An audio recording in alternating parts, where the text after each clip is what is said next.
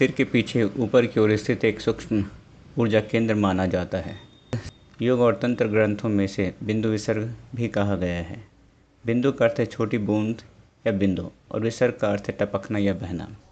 योग परंपरा के अनुसार यहाँ से अमृत या सोम रस का प्रवाह माना जाता है और जो शरीर और मन को शांति और संतुलन देता है।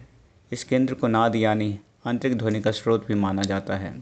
इसी कारण भ्रामरी प्राणायाम और ध्यान में इस स्थान पर ध्यान करने से मन जल्दी शांत होता है। जब बिंदु चक्र संतुलित होता है तो मन स्थिर, विचार शांत और ध्यान गहरा हो जाता है।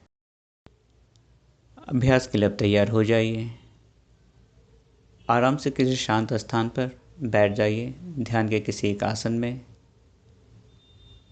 पीठ, गर्दन और सिर एक सीधी रेखा में, दोनों हाथ घुटनों पर या शरीर के सामने किसी एक मुद्रा में। आंखों को धीरे से सहजतापूर्वक बंद कर लें। अब एक लंबे गहरे श्वास अंदर भरें और फिर धीरे से श्वास छोड़ें। लंबे गहरे श्वास अंदर लेते हुए और छोड़ते हुए अपने शरीर को पूरी तरह शांत होता हुआ अनुभव करें।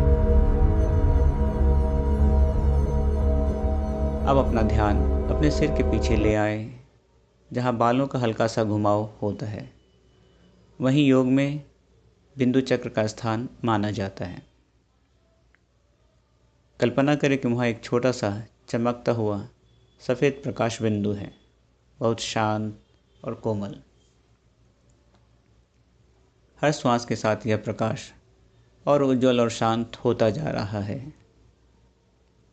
अब महसूस करें कि इस बिंदु से शांत और ठंडी ऊर्जा पूरे सिर में फैल रही है, आपके मन को शांत कर रही है और विचार धीरे धीरे शांत होते जा रहे हैं। अगर कोई विचार आए तो उसे जाने दें और अपना ध्यान फिर से उसी चमकते हुए बिंदु पर ले आए।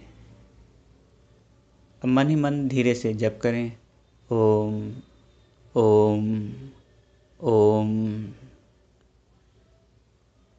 कुछ क्षण इस गहरी शांति को महसूस करें, जैसे मन बिल्कुल शांत, स्थिर हो गया है।